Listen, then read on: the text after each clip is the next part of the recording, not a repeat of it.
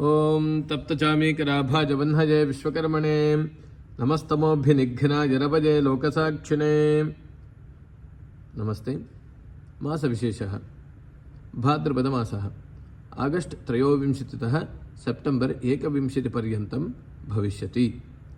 मासेऽस्मिन् विश्वावसुनामसंवत्सरः दक्षिणायनः वर्षऋतुः च भवति।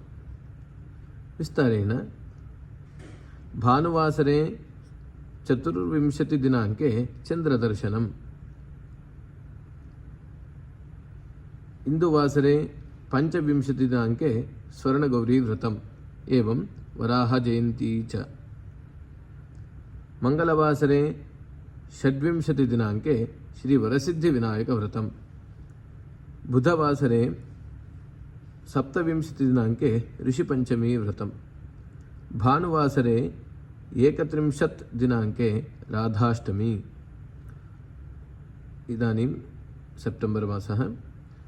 बुधवासरे 3 दिनाङ्के एकादशी, 4 दिनाङ्के गुरुवासरे प्रदोषः, शनिवासरे 6 दिनाङ्के अनन्तचतुर्दशी,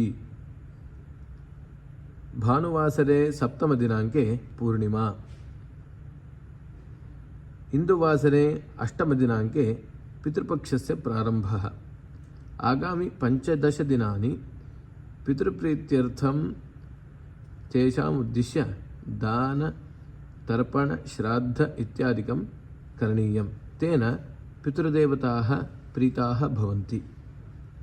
बुधवासरे 10 दिनाङ्के संकष्टहर चतुर्थी, 17 दिनाङ्के बुधवासरे एकादशी, गुरुवासरे 18 दिनाङ्के प्रदोषः, शनिवासरे 20 दिनाङ्के महालय अमावास्या।